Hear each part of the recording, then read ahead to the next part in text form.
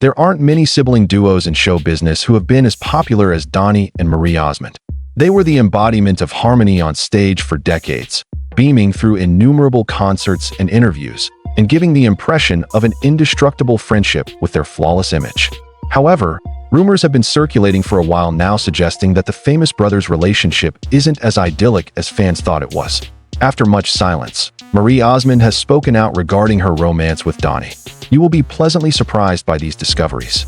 Paper Roses to Las Vegas by Marie Osmond. The life of Marie Osmond starts on October 13, 1959, when she was born into the illustrious Osmond family in Ogden, Utah. From an early age on, she stood out in her family as the only daughter out of 9 siblings.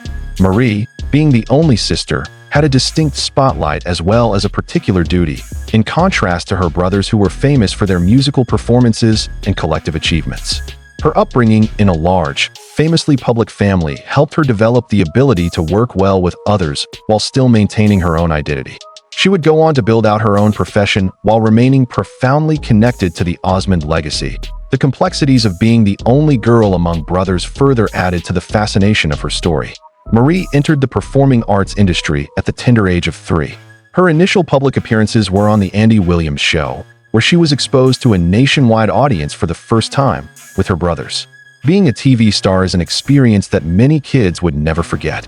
It was just the start of Marie's long and fruitful career, though.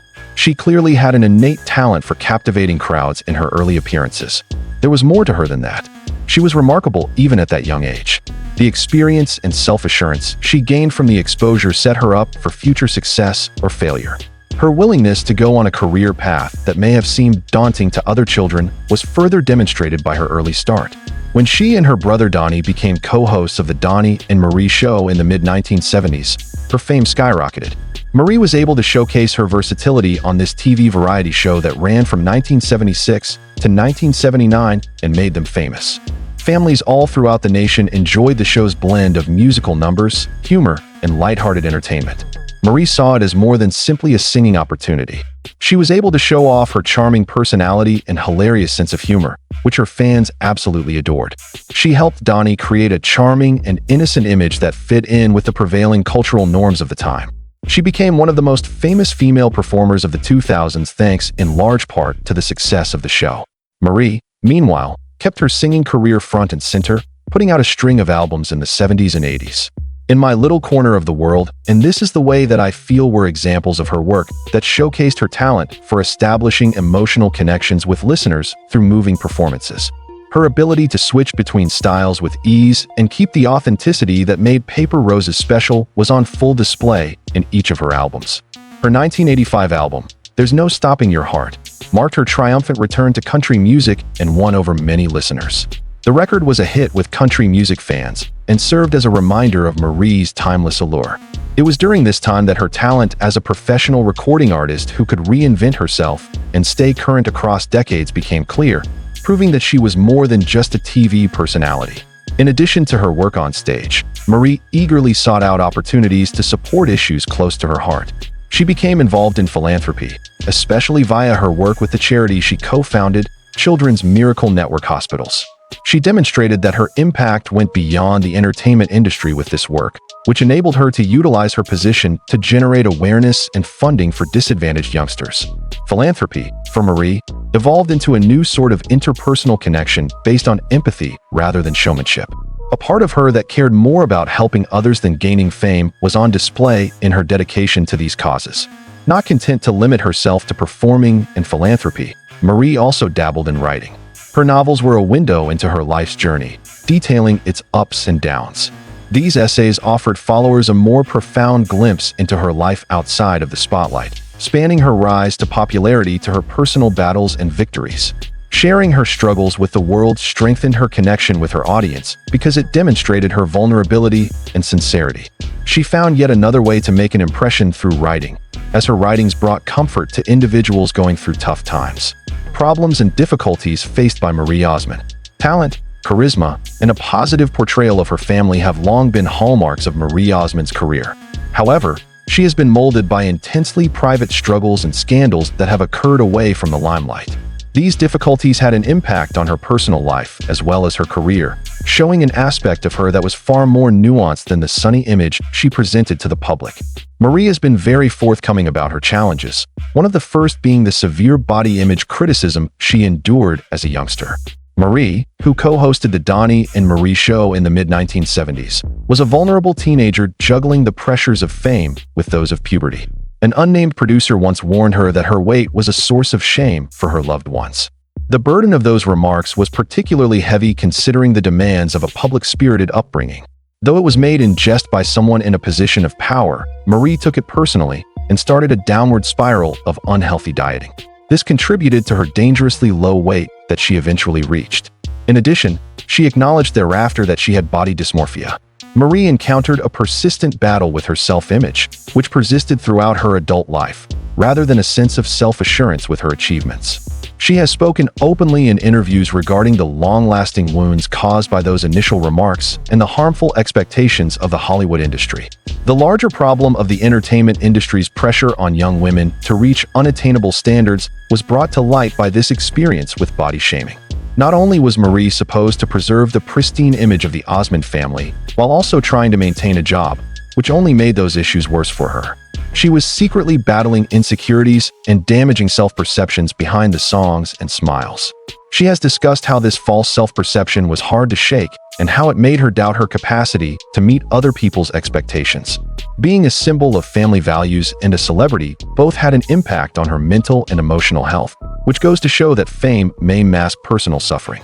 Marie had trauma beyond the scope of professional expectations, which contributed to her poor body image.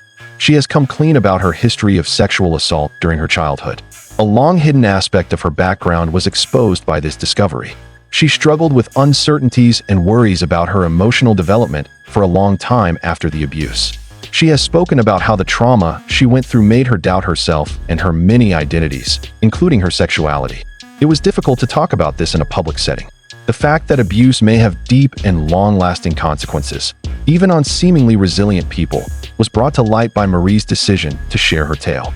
Many of her admirers could relate to the struggles she had described, and her decision to come out helped bring attention to the often ignored effects of childhood trauma.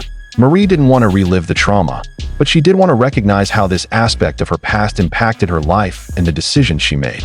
Her already difficult path through stardom and family life became much more so due to the abuse, which exacerbated her issues with self-worth.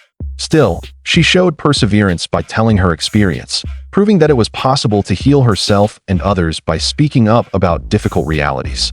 However, Marie Osmond's son Michael's suicide in 2010 was the worst tragedy she had ever experienced. For her, this loss was among the darkest points in her life's narrative. Michael has struggled with depression and other mental health difficulties. He was unable to overcome his inner demons, even with his family's love and support. Marie has frequently pondered the indefinable impact that the tragedy of losing her son had on her heart. She has spoken publicly about how the ordeal sent her and her family into a state of mourning and introspection. These internal struggles were compounded by the fact that Marie's marriage and subsequent divorce were also major turning points in her life. She wed Brian Blossel in the 80s, and the couple was married for nearly 2 decades. They became a family and had many happy times together. However, there were some challenges in the marriage. Marie has said that the divorce was a difficult but necessary decision, and that they eventually split. Looking back, she realized how difficult it was to endure what she perceived as a failing marriage and the emotional toll it took to face its demise. Performer Donnie Osmond stars as a fighter. Donnie Osmond has had an incredible career in show business, and he has reinvented himself time and time again to meet the needs of successive decades without straying from his original performance style. He got his start in the music industry in the early 60s, when he and his older brothers formed the popular family act known as the Osmond Brothers. As one of the younger members, Donnie distinguished out with his youthful charisma and remarkable vocal ability, adding to the group's wholesome image and excellent harmonies that resonated with listeners. The Osmond family name became firmly entrenched in American entertainment thanks to this early start, which also paved the way for his own career. Donnie learned to deal with the pressures of popularity at an early age thanks to the exposure and experience he gained throughout this time. Donnie Osmond evolved into something more than a mere family member throughout the 1970s. He became famous among teenagers for his own sake. His work with Marie Osmond, his sister, and the co-hosts of their 1976 to 1979 variety show Donny and Marie only served to increase his star power. With its weekly audience of millions, the show catered to all ages with its blend of musical performances, comedic skits, and other entertaining elements. Teenagers adored Donnie because of his boy-next-door charisma and silky voice. Many of these fans considered him the decade's greatest teen heartthrob. The Osmond siblings became indelible fixtures in popular culture when they ruled the airwaves and the charts for a while. However, shadows were also cast by the spotlight, despite its brightness. As he grew older, Donnie found it difficult to break free of a distinct image that had attached itself to him. As he toiled away in the 80s and 90s to shed the constraints of his adolescent idol days, Donnie Osmond underwent a time of transformation. He joined the world of musical theater, starring in Joseph and the incredible Technicolor Dreamcoat, to demonstrate his versatility. Both critics and audiences loved the play, which restored Donnie's career and proved he was more than just a young pop sensation. He gained new fans and respect in the entertainment world thanks to his charisma and singing skills, which helped him land the part. He carved up a career that showcased his maturity and adaptability by pursuing solo musical ventures alongside his theater work. Donnie was able to restore his image and prove himself as an accomplished performer who could thrive beyond the limited limitations that were originally set on him by actively seeking out varied chances. During this time of innovation, Donnie showed how tenacious he was in a field where careers tend to be brief. Donnie kept working, transforming his talents into new forms, while many other performers who had been adolescent idols in the 1970s fell into oblivion. His work in both the theater and the music industry garnered him praise from his peers and served as a reminder to fans that he was still a talented and engaging performer. These years demonstrated his risk-taking spirit and his resolve to be relevant, even if it meant stepping outside his comfort zone. By the end of the 1990s, Donnie had solidified his position once again, demonstrating that his career was more than just a passing phase. It was a story of perseverance and growth. A new wave of fans brought Donnie Osmond even more fame in the 2000s and 2010s. With the help of his sister Marie, he was able to have a fruitful residency in Sin City this time around. Fans both old and new flocked to the Las Vegas concert to witness the Donnie and Marie siblings play together again. The act they put on honored their heritage while demonstrating their ongoing relevance as performers, thanks to the stage chemistry they honed over the years of performing together. Donnie maintained a robust presence across all forms of media by keeping himself active beyond Las Vegas, hosting television shows and performing on multiple platforms. His capacity to reinvent himself while retaining the core of his adored persona was on full display throughout this era, demonstrating not just his staying strength, but also his versatility. Another significant chapter of Donnie Osmond's life, dealing with his emotional issues rather than his performances, was disclosed in 2022. He brought attention to a topic that many celebrities avoid discussing by being candid about his struggles with anxiety and mental health. The significance of a strong partnership and the ability to bounce back from setbacks was highlighted when Donnie spoke about how his wife Debbie had been there for him through the tough times. He ditched the polished entertainer persona and showed that even someone with decades of success might have vulnerabilities by being open and honest about his experiences. By being so candid, he helped people better understand his path and sparked further discussions about mental health and the value of openly discussing it. With this confession, Donnie Osmond adds another dimension to his already intricate story of his battles with anxiety. He had grown as a person by being open about his struggles, just as he had reimagined his professional identity over the years. Donnie chose to be open and honest about his hardships, giving hope to those who may have gone through the same thing. By doing so, he drove home the point that real strength comes from facing problems head-on, being vulnerable, and not giving up when things become tough. In recognizing his wife's support, he also demonstrated the importance of personal ties in maintaining a rigorous work for a long time. Donnie's battles, legal action, and criticism. Despite the many highlights of Donnie Osmond's career, the road has not been free of controversy, personal struggles, and setbacks. Difficulties emerged, stretching the mettle of even an entertainer who became famous for his tenacity, dedication to family, and perseverance in the face of adversity. Both the demands of a career in show business and the underlying complexity of the polished image that viewers had grown to expect were laid bare by these challenges. Throughout Donnie's life, he has faced numerous challenges, including financial difficulties, health scares, social problems, and legal conflicts. A highly publicized incident occurred between 2010 and 2012 when producer Chip Lightman sued Donnie and Marie over their Flamingo Hotel show in Las Vegas.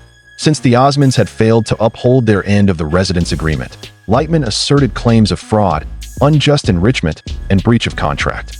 Donnie and Marie, who had laboriously ensured the popularity and longevity of their Las Vegas production, were unpleasantly surprised by the scrutiny that the case brought.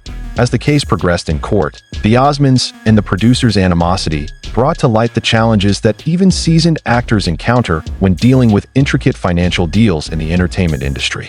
The litigation was eventually resolved and the charges were dropped. However, the episode served as a sobering reminder that despite the many high points of a career in show industry, there are frequently obstacles behind the scenes, such as disagreements and legal issues, which can cast a shadow over everything. Throughout his career, Donnie had faced numerous challenges, including this lawsuit. He was on the verge of bankruptcy in the 1980s, a decade ago, due to his serious financial difficulties. After the Osmond family lost a lot of money due to bad investments, Donnie had the enormous burden of having to start over with his job and his finances. Being a teen idol in the 1970s and then seeing his status plummet in the 1980s further added to the difficulty of dealing with the financial crisis as a person who had grown up in the spotlight. He had to reevaluate his performance goals and his capacity for resilience in the face of this challenge. He kept going, finding new ways to be himself, but he was forthright about the challenges of getting through this low period. The enduring influence of his status as a teen idol only made matters worse from a business perspective. Attempts by adult Donnie to be taken seriously as an entertainer were obstructed by the very reputation that had made him famous in his childhood. It was challenging for him to secure fresh opportunities and establish credibility outside of his reputation as the clean-cut teen heartthrob, because many viewers and critics found it difficult to go beyond that stereotype. Donnie was the first to say that he had trouble letting go of the teen idol moniker as he sought to carve out a new identity for himself in show business. This fact brought to light one of the most challenging aspects of being a young star: the public's reluctance to let go of the initial impression they have of a performer, even after they have matured into a different person. Donnie Osmond had to deal with his own mental health issues in addition to his professional obstacles.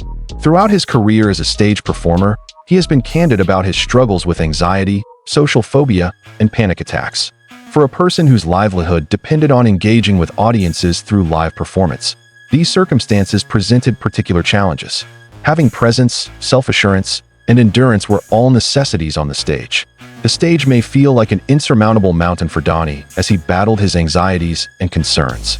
He admitted that he had fought these struggles and that it was draining to put on a happy facade while he was mentally distressed. Being open about these challenges highlighted the often overlooked pressures that performers endure and served as a sobering reminder that mental health issues can affect anybody, regardless of their level of celebrity. He was worried about more than just his mental health. He was also experiencing bodily difficulties. After undergoing back and neck surgery in 2019, Donnie was briefly paralyzed. His capacity to return to performance was doubtful for a while, and the consequences were severe enough to necessitate substantial rehabilitation.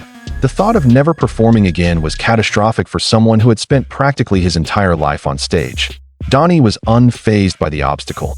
He dedicated himself to healing and worked tirelessly to restore his strength and mobility. Not only did this period of his life demonstrate the precarious nature of physical health, but it also demonstrated the strength required to triumph over such challenges. Donnie showed his audience that even the most seasoned performers can be vulnerable by telling his story, and he demonstrated that the most personal of tests may ultimately test one's perseverance. Donnie had problems with his public image even before he had health problems. If he wanted to shed his clean-cut image and become more of a rebellious, edgy figure, a publicist even proposed that he orchestrate a drug scandal. He had the notion because he thought people would take him more seriously if he abandoned the innocent image that had characterized him since he was a teenager. Nevertheless, Donnie turned down this counsel because he was unprepared to water down his principles or create a false story only to alter how people saw him. His steadfast refusal demonstrated his unwavering dedication to being genuine, especially in the face of ongoing challenges posed by his image. Manufacturing controversy was less important to Donnie than ethics. Although the decision may have made his journey more challenging, it also served to strengthen the authenticity that his devoted followers valued. However, Donnie's sincere opinions caused controversy on occasion. His statement against same-sex marriage in the wake of California's Proposition 8 stands out. His position sparked heated controversy, with some seeing it as a direct attack on the LGBTQ+ community.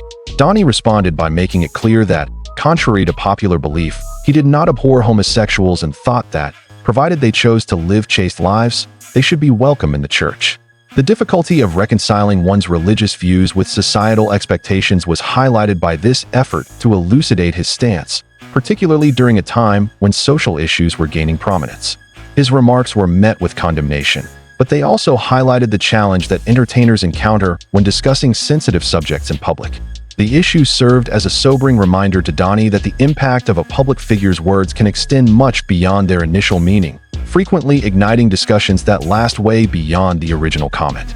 Why Marie Osmond is breaking off contact with Donnie.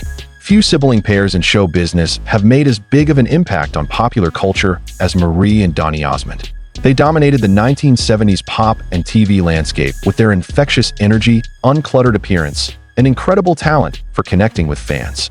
They seemed like an unbreakable brother and sister team. The basis of their professional success is their bond, which is also a family tie. But there was a lot more complexity to the story than meets the eye, as Marie Osmond has admitted publicly in her latter years. Underneath the flawless grins and beautiful duets, Marie would come to emotionally and professionally isolate herself from Donnie owing to their shared challenges, tensions, and career decisions. Their togetherness was crucial to their fame. Therefore, their choice came as a shock to many. However, it did show the individual struggles that come with being in a famous family act. From 1976 until 1979, Donnie and Marie captivated audiences on ABC. Their musical songs, comedic sketches, and endearing sibling banter made their variety show a must-see for families. Their brand became instantly recognizable through songs that incorporated elements of both country and rock and roll. May Tomorrow Be a Lovely Day, their encore song, became a hymn to family-friendly fun. In a time when cultural standards were changing, audiences adored them not only for their artistry, but also for the stability, familiarity, and cleanliness they represented. Marie has considered that this picture was a boon and a bane. Changes in television trends, and, more importantly, Donnie's personal life contributed to the show's sudden drop in popularity, which mirrored its rapid rise in popularity. Fans were shocked to hear that Donnie had married Debbie in 1978. The public's opinion of the couple began to erode, and Marie later acknowledged that this change was a contributing factor. A drop in ratings resulted from the disappointment of fans who had imagined Donnie as an unreachable teen idol and were disappointed to see that he was no longer available. As a variety program in general was losing viewers in the late 1970s, Donnie and Marie had a tough time keeping theirs. This was a critical time, as Marie has admitted in interviews. The teen sweetheart status that had characterized us was becoming obsolete. She elaborated, their careers could no longer be confined to the same formula that had earned them prominence. There was a new beginning and an end to Donnie and Marie in 1979 when the show officially concluded. As her family began to expand, Marie took on solo endeavors in addition to her acting and music careers. She was already well on her way to stardom before her brother's influence, thanks to her first single Paper Roses, and she was now focusing on forging her own path. In the meantime, Donnie sought to prove himself as more than simply a teen idol by taking on acting gigs. They still performed together on occasion, but the breakup gave each sibling room to grow as an artist and a person. But with their newfound freedom came the realization that their once inseparable professions would start to go in different directions. Marie has spoken openly about the difficulties of balancing the demands of her family and her career. Their parents had hoped she would settle into a quiet life as a Mormon housewife, but she insisted on being famous for herself. Discord arose in her relationships with Donnie and her family as a result of her reluctance to be stereotyped. Cutting ties was a way for Marie to prove her independence and close a chapter in her work life. It was freeing and agonizing, she said at the time, recognizing that the connection that enabled their performance to be a success also hindered her own development. At Dick Clark's suggestion, Donnie and Marie tried to get back together professionally in the late 1990s by hosting a daytime talk show. Marie overcame Donnie's reservations and persuaded him to accept the assignment. They were both concerned that the show would make them look like their former teen idol selves again. Their gut feelings were, alas, justified. Cancellation came after just 2 seasons of the chat show. After the fact, Marie spoke clean about how the whole thing confirmed her suspicion that dwelling on their teenage fame would do more harm than good. That she required a distinct identity from her brothers was reinforced for her by this. But in 2008, according to fan demand and familial ties, they reunited for a residency at the Flamingo Hotel in Las Vegas. The public's enduring fondness for Donnie and Marie was demonstrated by the show's meteoric rise from a 6-week booking to an 11-year phenomenon. We always knew that we'd get back together again. And when I saw this room at the Flamingo with the booing, I contacted Marie and said, "This is it," Donnie said nostalgically as he told the Son of Las Vegas the story behind the reunion. "This is the Las Vegas of our youth in." The residency was a massive success, earning awards and drawing both old fans and new ones. Yet, behind the curtain, the demands of performing 6 nights a week, combined with their personal differences, made the experience grueling. As the residency wore on, the strain of constant performing took its toll. Both siblings were in their 60s, managing not only the pressures of performance, but also their own personal struggles and evolving priorities. Marie has admitted that the lifestyle became unsustainable, while Donnie has openly acknowledged their creative differences. When the residency ended in 2019, Donnie stated in an interview with American songwriter, "I miss working with her because we had such a connection on stage, but that entire period has passed. That was it. It's done for Marie."